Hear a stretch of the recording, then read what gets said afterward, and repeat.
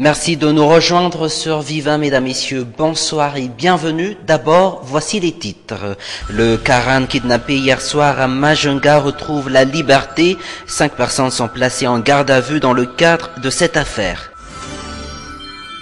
2 maires en fonction suspendus, le pouvoir central suspecterait une mauvaise gestion, une décision qualifiée de politique par les habitants de ces communes. Et à l'international, suspension de match pour Zlatan Ibrahimovic, un coup dur pour le Paris Saint-Germain.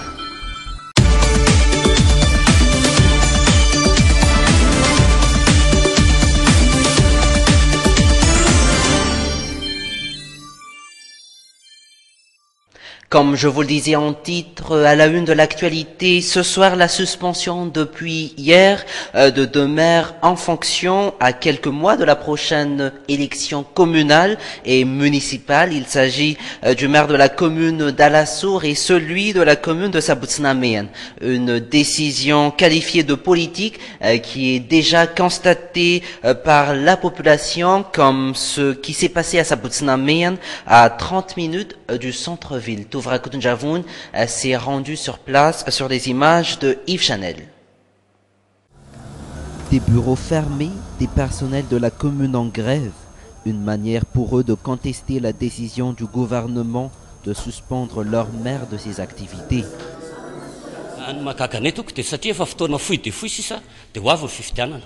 La suspension de notre maire est un fait étonnant pour les employés, surtout à 2 mois des élections communales. De notre point de vue, le maire a effectué ses fonctions de bonne et due forme. Voilà pourquoi on ne peut accepter une telle suspension.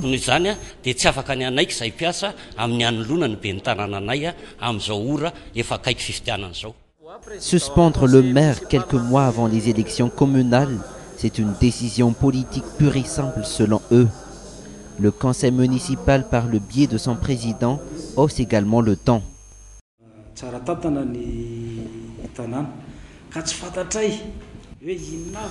On ne connaît ni les raisons ni les principes pour suspendre un maire, mais de notre point de vue, cette suspension est d'origine politique.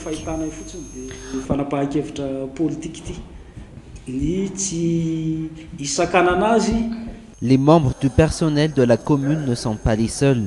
Les habitants de Sabutsnamean également désavouent la décision ministérielle. La suspension n'est en effet qu'une stratégie politique des dirigeants. On est étonné par les démarches politiciennes. Depuis la mise en place de ce maire, la commune de Sabutsnamean n'a cessé de se développer. Et quelles sont les raisons de la suspension? Vu que les élections communales se feront bientôt, on ne peut accepter une telle situation.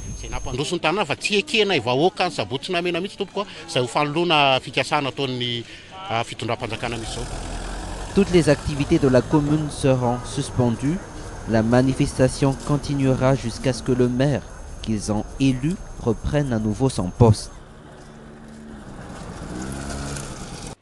Et quand on parle de communal, sachez que les nombres des conseillers municipaux et communaux viennent d'être déterminés dans un arrêté publié hier par le préfet de la région Analamang.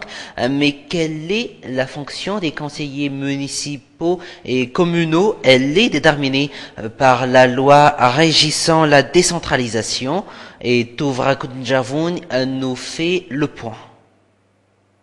Les articles 14 et 15 du chapitre 15 de la loi régissant la décentralisation définissent les attributions du conseil communal et municipal. La loi, elle est claire. Il revient au conseil d'approuver ou pas le projet élaboré par les organes exécutifs de la commune. Les conseils municipaux seront les premiers conseillers au sein de la mairie. Par contre, d'autres personnes seront en charge des collectivités territoriales décentralisées. Il y aura aussi un organe délibérant, mais aussi un organe exécutif. Le délibérant tranchera les idées. Par contre, l'exécutif se chargera de son accomplissement. L'organe délibérant ou le conseiller sera celui en charge de toutes les démarches.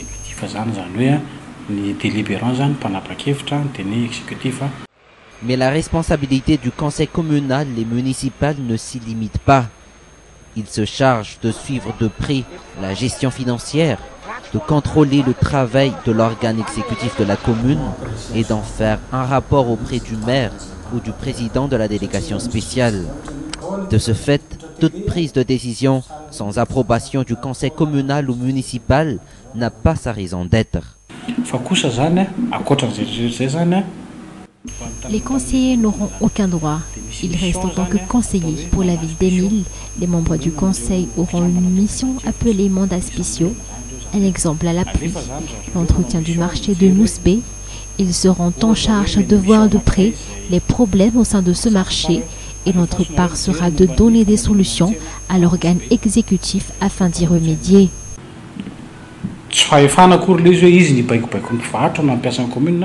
Le PDS ou le maire ne peut en effet prendre une décision sans l'accord du conseil.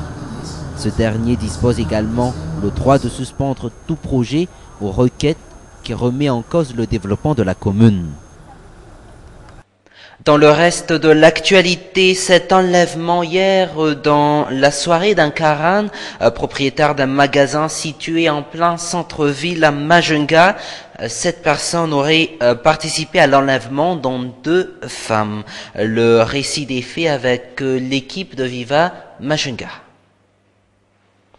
Il est presque midi quand les limiers de la police commencent à perquisitionner la maison où a été retenu le propriétaire d'un magasin du centre-ville de Majunga, enlevé hier dans la soirée devant son magasin. Les kidnappeurs auraient utilisé ce Peugeot 405.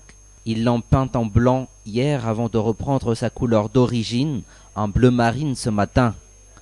L'enquête est déjà ouverte. D'hier même, les policiers ont sillonné la ville à la recherche de la victime, mais en vain. Vers minuit, les kidnappeurs auraient appelé les enquêteurs pour les demander d'arrêter les recherches. La victime était retenue dans cette maison avant de pouvoir s'y échapper ce matin vers 11h45 avec l'aide des riverains. Et selon la direction générale de la police nationale, 5 personnes, dont 3 femmes, sont actuellement en garde à vue à Majunga dans le cadre de l'ouverture d'une enquête. Je vous propose tout de suite d'écouter les explications. Aucune rançon n'a été exigée. Par contre, on a reçu des appels disant de préparer quelques milliards et d'évacuer les policiers. Suite à cette déclaration, on a dû embarquer le propriétaire de la maison. C'est là qu'on a su que 2 femmes ont emmené le propriétaire de force. Le bon point est que ces 2 femmes sont déjà entre les mains de la police. L'enquête se poursuivra.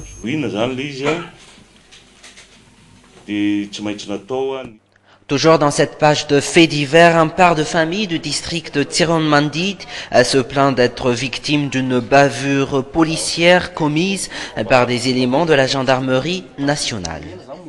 Et à l'international, le gouvernement somalien a mis à prix la tête de 11 responsables du groupe islamite Shebab. Il offre un prime de 100 000 à 250 000 $ pour leur capture. L'attaque au Kenya le 2 avril a fait 148 morts, dans la plupart des étudiants chrétiens. Aujourd'hui, une partie des corps des victimes sont déjà enterrés. France 24.